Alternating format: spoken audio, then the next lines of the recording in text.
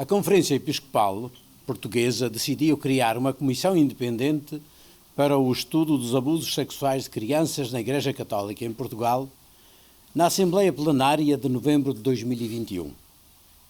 Motivou-nos a certeza comum entre todos os bispos de que menores e pessoas frágeis têm de sentir proteção e segurança nos ambientes da Igreja Católica, como nos pede insistentemente o Papa Francisco. Hoje, eis-nos chegados à conclusão de uma importante etapa que nos permite conhecer, de forma mais sistematizada, esta dolorosa realidade. O relatório hoje publicado exprime uma dura e trágica realidade. Houve e há vítimas de abuso sexual provocadas por clérigos e outros agentes pastorais no âmbito da vida e das atividades da Igreja em Portugal. O estudo apresentado recolhe o testemunho de 512 vítimas diretas e aponta para outras prováveis, estimando-se em cerca de 4.815 vítimas de abusos sexuais de menores desde 1915 até o presente. Assinala ainda várias consequências destes crimes que podem ter estado na origem de dramas e sofrimentos incomensuráveis que marcaram vidas inteiras. É uma ferida aberta que nos dói e nos envergonha. Pedimos perdão a todas as vítimas, às que deram corajosamente o seu testemunho, calado durante tantos anos, e às que ainda convivem com a dor no íntimo do coração, sem a partilharem com ninguém. Nas vossas vidas atravessou-se a perversidade, onde nunca deveria ter estado. O vosso testemunho é para nós um alerta e um pedido de ajuda a que não queremos nem podemos ficar surdos. Temos consciência de que nada pode reparar o sofrimento e a humilhação que foram provocados a vós e às vossas famílias. Mas estamos disponíveis para vos acolher e acompanhar na superação das feridas que vos foram causadas e na recuperação da vossa dignidade e do vosso futuro. Os abusos de menores são crimes hediondos. Quem os comete tem de assumir as consequências dos seus atos e as responsabilidades civis, criminais e morais daí decorrentes. É preciso que reconheçam a verdade sem nada esconder, que se arrependam sinceramente, que peçam perdão a Deus e às vítimas e que procurem uma mudança radical de vida com a ajuda de pessoas competentes, na certeza de que o caminho da justiça encontrará sempre lugar no coração bondoso e misericordioso de Deus. Este estudo da Comissão Independente apresenta-nos um número muito maior do que aquele que soubemos apurar até hoje. Pedimos desculpa por não termos sabido criar formas eficazes de escuta e de escrutínio interno e por nem sempre termos gerido as situações de forma firme e guiada pela proteção prioritária dos menores. Queremos, apesar de tudo, que a mudança está a acontecer e devemos isso também, e muito, aos Papas Bento XVI e Francisco, à ação dos meios de comunicação social e à nova sensibilidade que cresce dentro da Igreja e da sociedade em geral. No entanto, se é certo que a Igreja não pode tolerar os abusos, que são em total contradição da nossa identidade e do nosso modo de agir, também é verdade que a vida da Igreja em Portugal não se encerra nesta questão. Há muitas pessoas e instituições eclesiais a dedicar-se aos mais frágeis, aos mais necessitados, aos mais pobres. E a realidade dos abusos não pode fazer esquecer o imenso bem, tantas vezes silencioso, de sacerdotes, religiosos e religiosas, leigos e leigas, empenhados em tantas situações, a quem queremos dar uma palavra de conforto e de coragem. A Conferência Episcopal Portuguesa, depois de analisar detalhadamente o relatório final deste estudo, procurará encontrar os mecanismos mais eficazes e adequados para fomentar uma maior prevenção e para resolver os possíveis casos que possam ocorrer com celeridade e respeito pela verdade. A tolerância zero para com os casos de abusos tem de ser uma realidade em toda a Igreja. E por isso não toleraremos abusos nem abusadores. Nesse sentido, está já marcada uma Assembleia Plenária Extraordinária da Conferência Episcopal para o próximo dia 3 de março, que será dedicada exclusivamente ao debate sobre este tema e às questões contidas no relatório agora divulgado, nomeadamente as recomendações que nele são feitas para a Igreja e para toda a sociedade.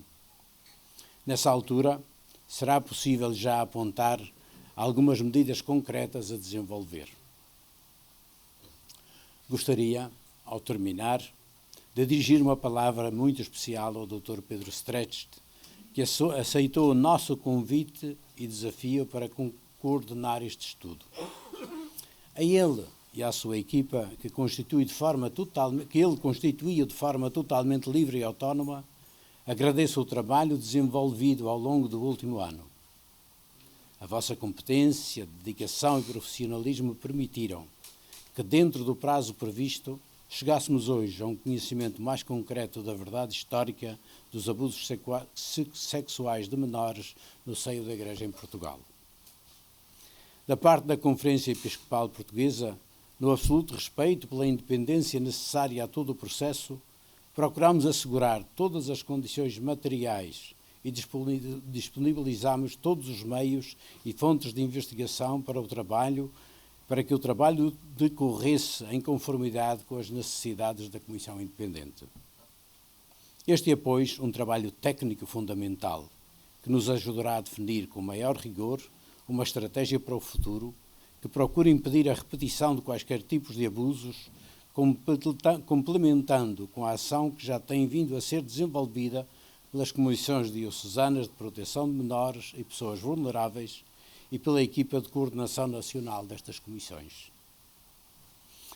A Comissão Independente termina o seu trabalho, mas é preciso que sejamos capazes de continuar a dar voz ao silêncio dos mais frágeis, contribuindo para uma cultura de transparência não só na Igreja, mas em toda a sociedade, fazendo jus à identidade e missão da Igreja em favor da segurança e do bem das crianças, adolescentes e adultos vulneráveis. Muito obrigado. Damos então agora início às questões. Vou fazer chegar o microfone. Só um momento.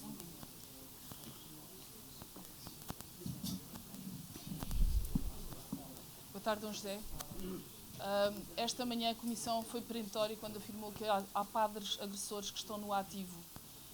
Eu gostaria de saber o que é que vai acontecer a esses padres, o que é que a Igreja vai fazer a esses padres, e se algum deles, ou se eles vão abrir processos canónicos, ou se algum deles já tem processo canónico. Bem, primeiro vamos conhecer o relatório na sua inteireza, porque recebemos-lo há pouco.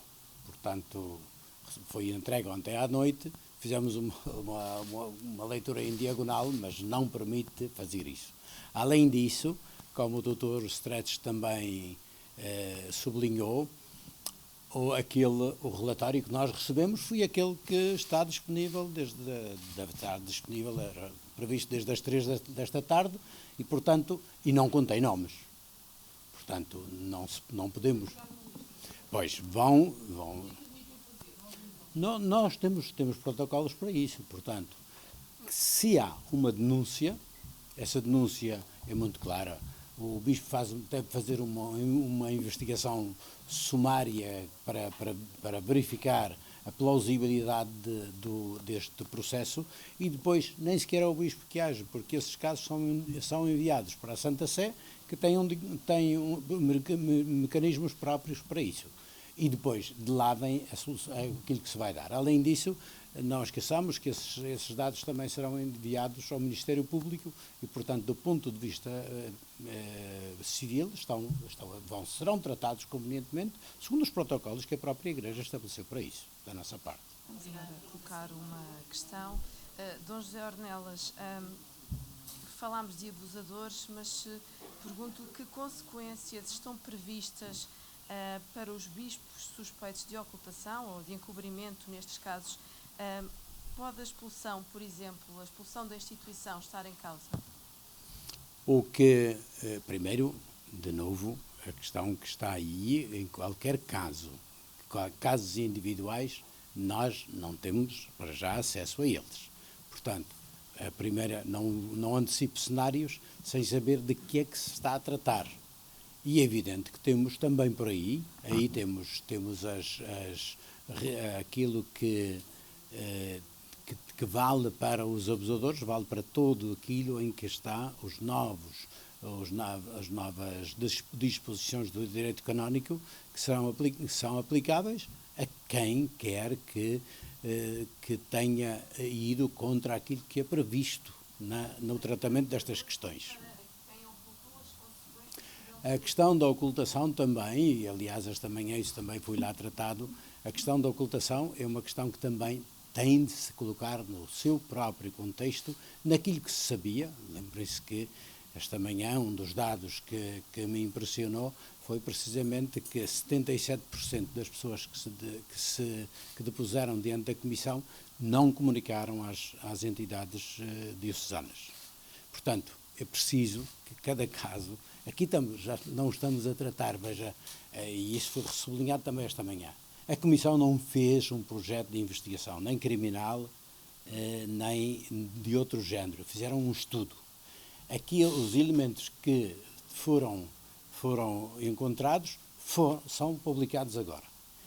A própria, e isso foi sublinhado várias vezes pela Comissão, e foi sempre também no nosso acompanhamento dela. Aqui, os casos que acontecerem, do ponto de vista da investigação penal, têm de ser controlados, antes mesmo de chamar abusador ou mesmo das vítimas, têm de ser controlados. E só aí é que, a partir daí, se tirarão as consequências necessárias para isto. Portanto, este não é um processo acabado, é um processo iniciado e em boa hora e com competência pela Comissão, mas é com os objetivos que a Comissão se colocou, porque a Comissão não tem competência para convocar ninguém. Para isso tem o Ministério Público e essas coisas funcionarão a seu tempo. Dom José, esta manhã a Comissão Independente sugeriu, entre as recomendações que fez, a criação de uma nova comissão, de um alargamento da comissão. Pondera a criação dessa comissão e já agora aproveito para lhe perguntar qual foi o investimento da Conferência Episcopal neste estudo feito pela Comissão Independente? Qual foi o investimento? Sim, eu começo pela última. Nós tínhamos calculado à volta de 200 mil euros daquilo que eles próprios, que tinha sido as verbas apontadas pela própria Comissão. É natural que isso possa subir ou descer, não sei. Temos acompanhado, isso tem sido constantemente acompanhado. O que posso garantir é que nós não faltámos à Comissão com aquilo que era necessário. E tudo aquilo que nos foi pedido para que a Comissão tivesse os meios necessários foi disponibilizado. E penso que isso está claro para todos. Porque nestas coisas, acho que vale bem a pena gastar tostões. É uma realidade que nos penaliza, não é fácil tratá-la. Eu vi tantas vezes também o desgaste emocional que isso causa nos próprios investigadores e nos casos, e quem tratou destes casos também sabe, mas o que não podemos é deixá-la como está. Não nos resignamos nunca a isso. Portanto, não é por meios que vamos fazer que isso vai ser problema. A sua outra questão sobre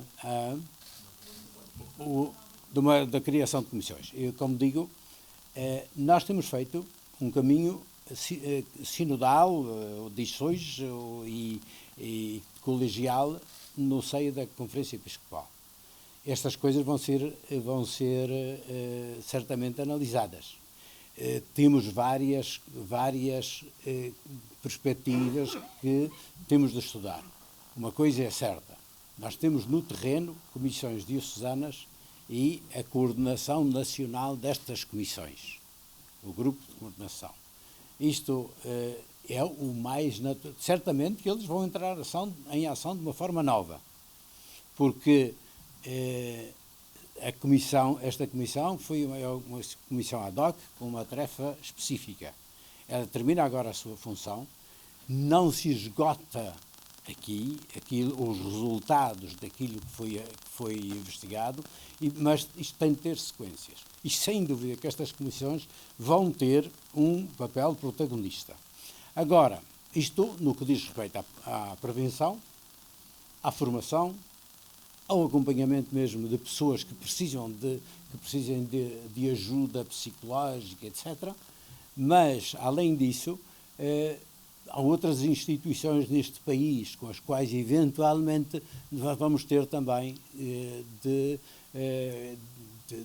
trabalhar em parceria. Hoje, eu acho que isto é uma das coisas que sai deste também, eu passei rapidamente os olhos nas recomendações da Comissão. Uma das coisas que se diz é que isto é um projeto que não termina na Igreja. Nós achámos que para nós era duplamente penalizador ter uma realidade destas que nós não sabemos, que não conhecíamos bem. Porque uma coisa é o abuso em si e as vítimas, eram dois polos sempre importantes, mas é também aquilo que eu referi também na minha curta intervenção, é também algo que contradiz claramente aquilo que nós pretendemos ser e que somos chamados a ser como Igreja. Não nos resignamos a isso e por isso é que instituímos também esta comissão. Isto já de chamar esta comissão, dizia ontem quando recebi o documento, já significa uma forma de trabalhar. Ninguém está sozinho neste mundo. Temos nesta questão atores que são fundamentais. Temos as pessoas diretamente responsáveis pela realidade, mas temos outros, temos especialistas, temos organizações já que os reúnem, outras instituições que tratam do mesmo assunto, temos órgãos de comunicação, temos o sistema judicial e isto, se nós queremos chegar ao objetivo disto, não podemos andar nem desligados e atacar-nos uns aos outros para saber quem é que daqui sai com maiores louros. É preciso chegarmos realmente a tratar o problema dos escândalos e do sofrimento destas vítimas e procurar erradicá-lo o mais possível da nossa sociedade. Próxima questão. Sr. D. José, boa tarde. Como é que vão fazer chegar este documento numa perspectiva proativa ao clero? Vão divulgar este documento de forma que o clero o assimile, o dialogue e também possa eventualmente debater sobre a forma como se está a posicionar no terreno? Isto também tendo em conta a perspectiva de formação, que é um dos apelos que se notam nas recomendações do relatório, sobre o qual também nós tivemos a oportunidade de passar assim na diagonal uma vista de olhos. A propósito dessas recomendações, num dos aspectos que é abordado, fala-se de uma realidade que nos aponta para aquilo que nós podemos considerar a realidade dos seminários ou outras. Quando se fala em zonas de alto risco, e que é importante prevenir zonas de alto risco, não me é difícil encontrar nessa definição de zonas de alto risco também um pouco da realidade dos seminários. Qual será o impacto que este estudo e esta dinâmica, agora a partir do estudo, terá na formação dos seminaristas e na vida dos próprios seminários? E depois, se me permite, uma última pergunta que tem a ver com algo que ouvimos esta manhã, assumindo aqui o risco de uma generalização ser injusta. Mas ouvimos de manhã um membro da Comissão falar num contraste, dizendo que o topo da hierarquia, e percebemos nas palavras dela que se falava também do episcopado, há um desconhecimento e um alheamento desta realidade que conhecemos esta manhã. O Sr. Bispo de Leiria e Fátima sente-se também aliado desta realidade? Não me sinto aliado, mas sinto que algumas coisas não me chegaram e deviam ter chegado. Isto não tanto agora em Leiria Fátima, mas porque acabei de chegar. Mas também, como quando tive outras responsabilidades na Igreja, isso e aquilo que eu já referi há bocadinho. Veja que a questão da ocultação, e digo o relatório, começa nas próprias vítimas, com os entraves pessoais e circundantes que têm de comunicar. E é por isso que são anos, às vezes dezenas de anos depois que o revelam.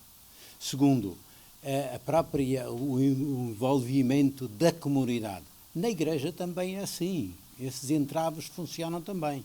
E entraves locais, com boas intenções, mas que não ajudam nada a resolver o problema. Nós, certamente, uma das indicações que será necessário dar e de fazer funcionar é que casos destes devam ser comunicados a quem toma decisões sobre eles. E não pode ser diversamente. É a mesma coisa que eu ter declarado, a nível do Código Civil, tê-lo declarado delito público e, portanto, de denúncia obrigatória. Portanto, isso tem de ser algo, está previsto também isso já nas normas da Igreja. Portanto, temos de fazer funcionar, já temos grande parte das normas que é preciso. Agora, aquilo que você falou da importância dos seminários, o perigo hoje talvez não é tanto pode existir, mas já não temos os seminários menores para crianças, que hoje a realidade dos seminários é bastante diferente. Agora, os seminários como ambiente de formação e de preparação para não só das próprias atitudes, mas também de detecção de possíveis abusos no ambiente de que estes futuros padres são responsáveis, isso não tem dúvida, e eu creio, sei que está a acontecer, mas tem de ser identificado e são caminhos que nós temos de percorrer. Sei que ainda neste verão, uma pessoa que está muito ativa neste campo e que é altamente competente, esteve em várias sessões de formação, concretamente também na minha diocese, etc., voltadas para o clero, e quem diz clero, diz catequistas, diz tudo isso, toda a realidade que tem a ver com as crianças. Temos de rever os protocolos de formação destas pessoas. Não estamos em jejum, mas falta-nos ainda muito para fazer. Boa tarde, José Ornelas. Vou insistir numa questão que já foi colocada e peço-lhe que seja claro, porque ainda não foi. A Igreja Católica está disponível para expulsar da Igreja Católica os casos que são identificados como sendo abusadores de crianças menores? O que o Papa diz muito claramente, e isso também é verdade para nós, abusadores de menores não podem ter cargos dentro do Ministério. Isso é muito claro. Desde que seja provado que uma pessoa é abusador, não tem lugar. Desde que seja provado, em que instância? Nós temos o Ministério Público e temos, de parte da Igreja, também temos percursos canónicos que estão devidamente traçados e que, portanto, isso não tem dúvida. Portanto, a ver se percebo, da lista que receberam e dos casos que foram identificados pela Comissão, a Igreja Católica vai investigar esses casos e, se confirmarem... Não temos ainda a lista dessas. Vão recebê-la. Havemos de recebê-la e havemos de tratá-la convenientemente. E a última consequência é a expulsão, para que fique claro. Se isso se verificar, mas veja que isso também tem o seguinte: quando chega um processo desses, esses processos são tratados na via própria. Portanto, é como aqui no Ministério Público, que, pelo menos daquilo que são os princípios legais portugueses, devia ter o segredo de justiça como base, para que as coisas não sejam tratadas na rua, mas sejam tratadas com dignidade para todos. Eu estou a perguntar diretamente sobre aquilo que a Igreja dentro da Católica Igreja é a mesma coisa. Dentro da Igreja nós temos um processo que eu já há bocadinho descrevi. O Bispo faz uma investigação prévia para saber da plausibilidade. Se não há contradição interna aquilo que a própria Comissão também fez ao descartar alguns depoimentos que, por natureza autocontraditória, não satisfaziam as normas de credibilidade. Mas uma vez que se chega que isto é possível que tenha acontecido, isso tem de ser comunicado superiormente à Santa Sé, que tem um departamento próprio para isto, e de lá virão as indicações para saber também convalidar essa relação e daí instaurar um processo. O processo leva o seu tempo, mas não é assim tão demorado. Boa tarde. Na sua intervenção deixou claro que a Igreja vai procurar encontrar mecanismos mais eficazes e adequados para apostar numa maior prevenção. A comissão liderada pelo Dr. Pedro Stetes teve hoje um fim. A Conferência Episcopal pondera criar uma estrutura de raiz na organização da Igreja para receber novas denúncias que possam vir a surgir nos próximos meses ou até nos próximos anos? Bom, essa é a gente, eu disse que vamos analisar a situação, balizar também, porque vejam, aquilo que a própria Comissão fez não foi só identificar casos, foi também rever processos e dizer, bom, isto aqui falha. E nós também, como bispos, neste ano crescemos bastante nisso. Ir percebendo, nos diálogos que tivemos com as próprias entidades, nos diálogos com o grupo de investigação histórica dos arquivos, até no próprio trabalho que fizemos nos arquivos, de ver como é que isto falhou, como é que há um caso aqui que não chegou, ou que não tem vestígios. Portanto, nós há processos que têm de ser revistos. E esses processos, como é que, agora, respondendo diretamente à sua pergunta, se vai ser uma comissão que vamos fazer, já temos algo feito e no terreno a funcionar, que é uma estrutura determinada para toda a Igreja e não simplesmente para nós. E, portanto, isso vai continuar e tem já demonstrado a sua validade do ponto de vista da formação e da prevenção. Não funcionou, por exemplo, como detecção.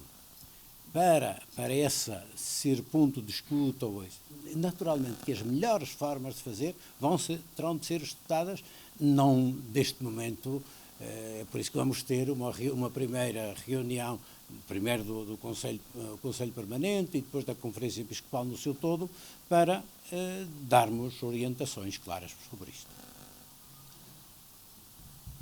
Sou Dom José Ornelas, aqui.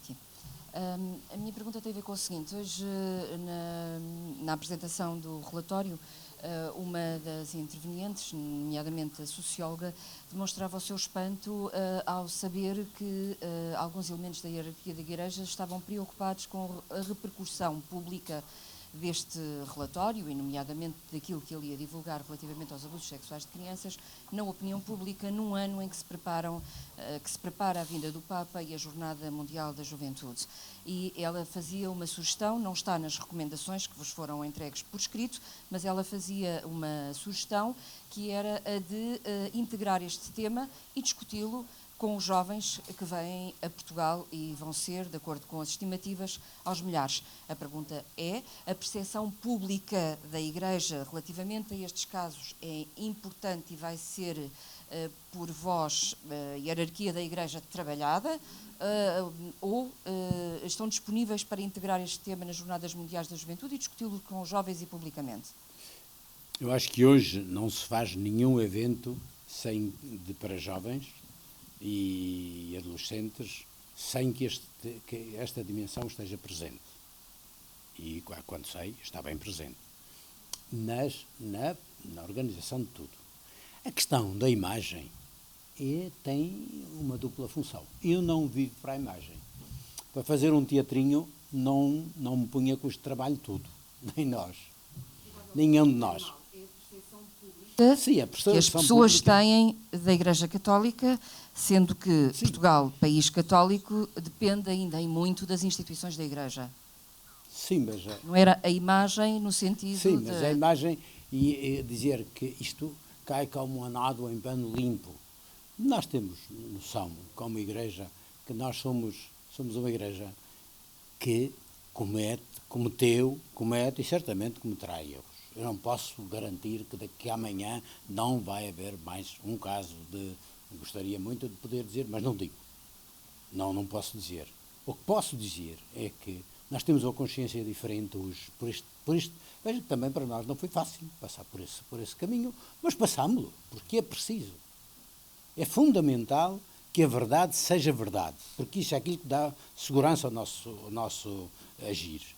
E que se saiba que esta Igreja está trabalhando precisamente para procurar debelar estes erros que são calamitosos para tanta gente. Isso não é um mal para a Igreja. O mal é que isso tenha existido e que possa continuar a existir se nós não lhe damos cobro. E é isso que nós queremos fazer. Com jornadas ou sem jornadas. As jornadas não são só isso. Mas isso tem de estar presente. Essa preocupação tem de estar presente na organização das jornadas.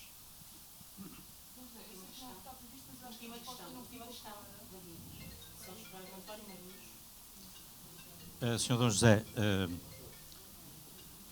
o Sr. Dom José, na declaração que leu, voltou a referir ou a dizer que pedia perdão às vítimas. Aliás, é uma declaração que várias vezes, quer o Sr. Dom José, quer outros bispos aqui presentes, quer em comunicados, quer em declarações a jornalistas, já fizeram. Eu recordo-me que o Papa teve já várias ocasiões em que se encontrou com vítimas, ouviu as suas histórias, inclusive na conferência de há 3 anos, de há 4 anos, e a Igreja tem ritos, linguagens, formas específicas e concretas para pedir perdão. O pedido de perdão, parece-me que nesta situação não pode ser um pedido de perdão retórico, que se faz em comunicados ou em declarações públicas, tem que ser um pedido de perdão que comece por escutar as vítimas, e eu sei que há aqui pelo menos 2 bispos que eu conheça que já ouviram vítimas e as suas histórias, e portanto comece por escutar as vítimas, ouça as suas histórias e depois sim peça perdão, inclusive com expressões litúrgicas, rituais próprias da Igreja. O que eu pergunto é, a este nível, o que é que a Conferência Episcopal pensa fazer? Nós já falámos disso, evidentemente. Estão em vista já várias ideias, mas acho que tem toda a razão. Quer dizer, isto não é simplesmente não pode ser uma questão simplesmente de palavras. A primeira expressão, as palavras têm o seu lugar e significam, se são autênticas, significam uma vontade de. Só o próprio facto de termos instituído esta comissão é na tentativa de fazer jus a esse sofrimento que foi infligido a tanta gente e de uma forma grave e que coartou muito e complicou as suas vidas. E isso tem de estar presente. Agora, a forma de o fazer, temos várias coisas e isso vai ser tratado para que seja uma coisa também em comum da Igreja em Portugal. Nós entendemos isto e quisemos fazer junto num sentido de purificação daquilo que nós somos, e é juntos também que estas manifestações vão ter lugar. Isso está em estudo e vai ficar, está em cima da mesa, é uma das coisas que vamos tratar nestes tempos agora, a seguir a isto, e não quisemos adiantar mais do que estas expressões claras e sinceras de sofrimento. Eu também contatei com várias vítimas aqui e em outros espaços, e sei o que isso significa. São momentos dolorosos, mas também libertadores. E é nesse sentido que eu acho que é importante para nós todos, como sociedade e como Igreja, que passemos por este momento, que não é fácil, mas é sobretudo que seja libertador e que seja justo, minimamente, para estas pessoas, para que possa criar ao seu redor e para o futuro um mundo onde tenham dignidade e que se possam saber que não foram elas as culpadas disto, e que não podem viver com essa mácula interna para a vida. Foram outros é que são a censurar por causa disso, e portanto isso havemos de viver juntos e vamos procurar fazê-lo. Muito obrigada pela vossa disponibilidade. Muito obrigada. Tá bem, deixa lá. Diga lá, vai. Acho que é uma resposta que não ficou clara, nomeadamente o que vai acontecer aos padres dessa lista, enquanto corre a investigação, que dizem que vão fazer, se tendo em conta que os tipos da Igreja são diferentes dos tipos do Ministério Público, também em relação à prescrição e às denúncias reiteradas e à prova. Tudo isso, nós segue os seus protocolos próprios. Pois, normalmente, se isso tem plausibilidade, aliás, isso tem acontecido muito recentemente em casos, e deve ser.